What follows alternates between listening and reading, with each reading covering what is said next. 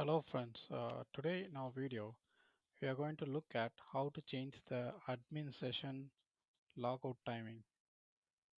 So when you're working as a developer, it might be frustrating that your admin panel gets logged on so quickly.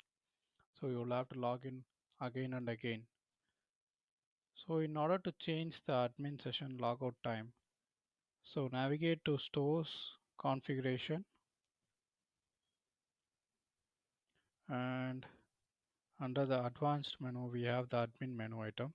Click on it and expand the security group.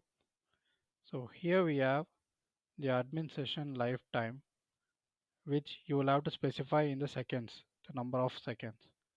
So here I'm going to specify as 86,400, which is nothing but 24 hours.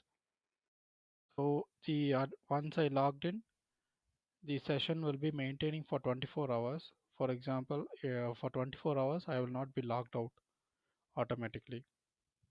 So once you've made the changes, click on the Save Config button. So that's it about changing the admin session time interval. See you again in the next video. Thank you. Bye bye.